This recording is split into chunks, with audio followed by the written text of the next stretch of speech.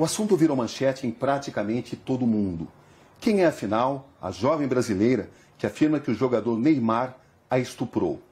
Chegou o momento de tirar as dúvidas e de mostrar a história que ela tem para contar. Qual é o seu nome completo? Nájila Trindade Mendes de Souza. E quem é a Nájila Trindade Mendes de Souza? Uma pessoa comum, que trabalha, estuda, sou modelo, estudante de design de interiores, que gosta de esporte, que treina, dança, sou filha, mãe, pessoa comum. Vamos começar com duas perguntas essenciais. Você foi, de fato, vítima de estupro por parte do jogador Neymar ou foi uma relação sexual consentida? Fui vítima de estupro. Você foi vítima de estupro ou foi apenas uma agressão? Agressão juntamente com estupro. Você reafirma que foi vítima de estupro? Fui. Mas por que então seu primeiro advogado diz que você relatou a ele ter sido vítima de uma agressão, não de um estupro? Primeiro que ele não estava acreditando totalmente em mim. E eu senti preconceito da parte dele.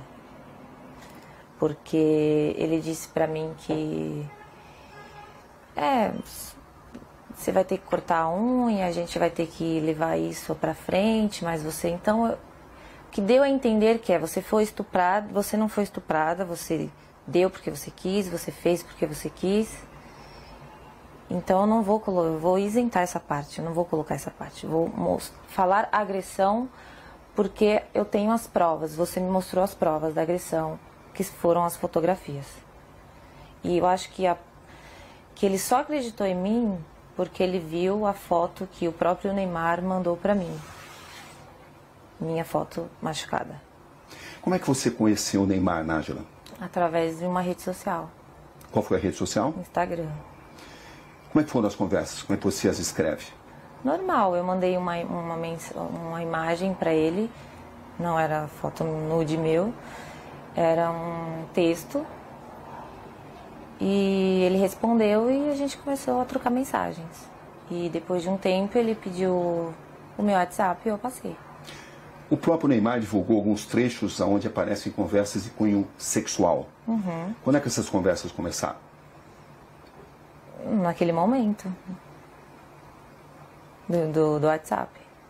E você tinha ciência de que uma relação sexual poderia acontecer? Sim, o meu intuito era esse. Era o seu intuito? O meu intuito era ter uma relação sexual com ele. Desde quando você passou a pensar dessa forma? Quando eu comecei a falar com ele. Em que situação você viajou para Paris para encontrar o Neymar?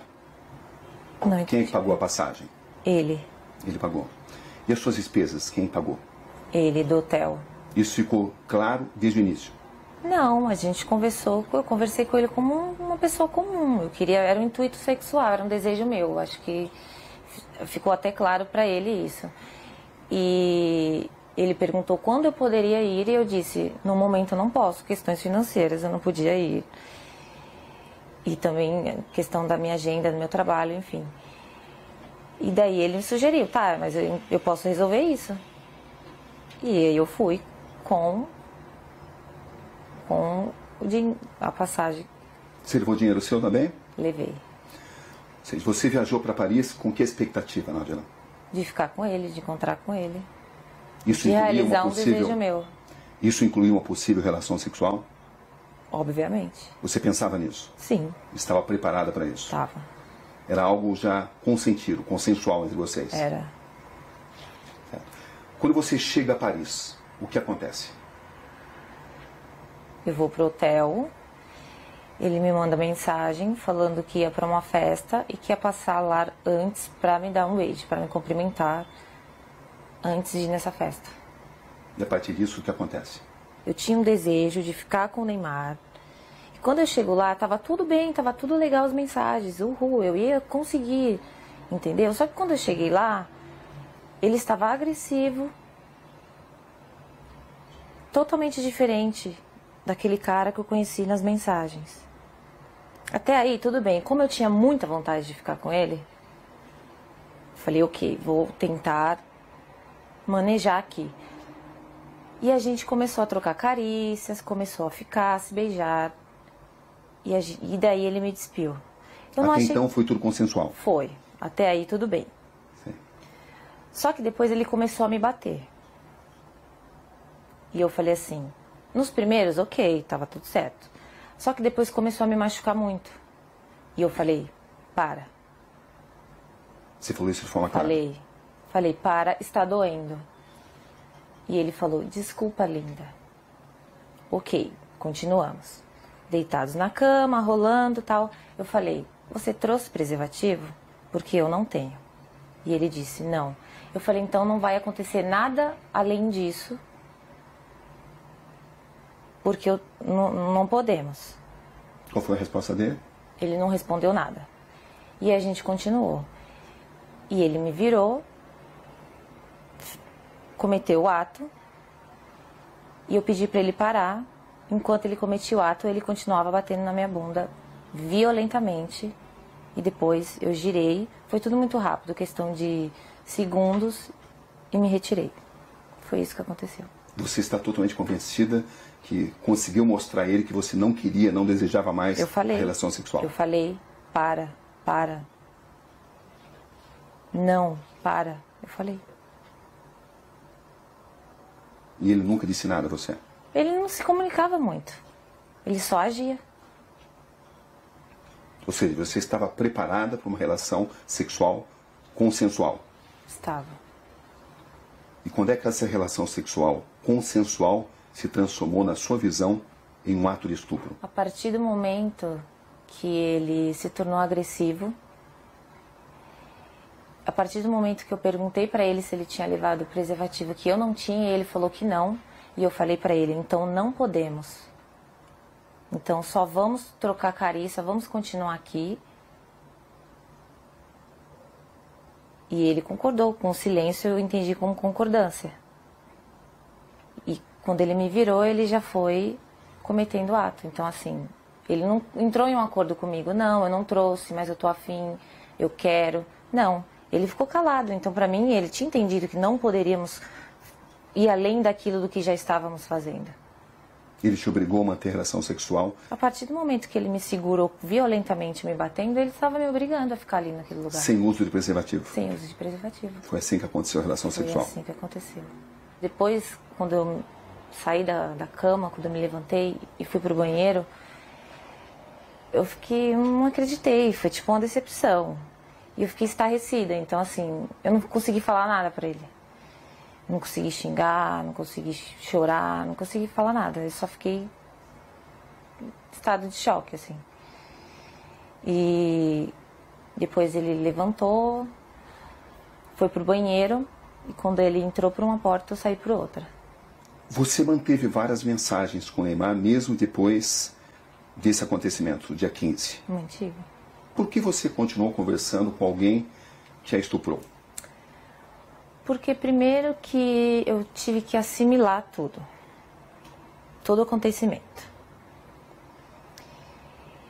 E quando ele saiu do quarto, e eu comecei a entender tudo o que tinha acontecido comigo, e como ele foi estúpido, como ele foi ruim, como ele me violou e me violentou, eu quis fazer justiça. Porque eu não acho que só porque eu estava afim de ficar com ele, ele tinha o direito de fazer aquilo comigo. Então, no primeiro momento, eu não consegui reagir devido aos traumas. E depois eu sabia que se eu não falasse com ele normalmente, fingindo que eu não tinha entendido o que aconteceu, ele não iria mais falar comigo. Eu não teria como provar o que ele fez comigo. O pai do Neymar relata que sofreu uma tentativa de extorsão. Da minha parte, não. Você ficou sabendo disso? Fiquei. Que os seus primeiros advogados tentaram extorquí-lo. Você ficou sabendo disso? Fiquei. E eu comecei a desconfiar disso no momento que ele não deixava dar queixa. Você foi à polícia contra a vontade dos seus advogados? Foi. Inclusive, porque eu tomei essa decisão, ele decidiu abandonar o caso. Você tinha conhecimento de que tinha sido pedido uma indenização ao Neymar e ao pai dele? Não. Ele falou que ia fazer uma reunião com os advogados dele, que era para falar, levar até eles o que estava acontecendo. Entendeu? Você tinha expectativa de receber uma compensação financeira? Não. Eu quero justiça. Ele me fez muito mal e eu estou muito traumatizada até hoje por isso. O que você espera exatamente desse caso? Eu quero que ele pague pelo que ele fez. Você tem consciência do que isso pode representar para o Neymar, Nájila? Eu tenho consciência do que o que aconteceu representa para mim. Uma questão de honra, entendeu? Ele não precisava ter feito aquilo comigo. Não precisava, eu já estava ali para isso, para aquilo. Era um desejo meu, eu sou livre, desimpedida, nós iríamos ficar, eu ia voltar para casa e tá tudo certo. Qual é exatamente a sua situação financeira, Nájila, para esclarecer? É verdade que você tem uma dívida de 26 mil e está sofrendo uma ação de despejo? A ação de despejo eu não estava sofrendo até o meu nome vir a público. Né? Então, mas eu tinha um acordo sim para fazer, eu deixei acumular, minha única dívida, e do colégio que eu estava estudando, que por motivos pessoais eu tranquei. É verdade que você deve 4 mil reais ao colégio onde você estudava, à faculdade? Uhum, é verdade. As pessoas têm usado essas informações para alegar que você queria resolver a sua situação financeira. Você tem consciência disso, né? Tem. Eu fiquei sabendo, mas olha... Como é que você reage a isso? Eu acho que teria uma forma mais fácil e mais rápida do que todo esse auê, todo esse escândalo. Eu acho que eu não preciso disso. E até o Neymar para poder conseguir dinheiro. Tem muitos trabalhos, muitas coisas para fazer. Eu não ia me expor dessa forma. Não tem lógica, não tem sentido. Para arrancar dinheiro do Neymar. Desculpa, não preciso disso.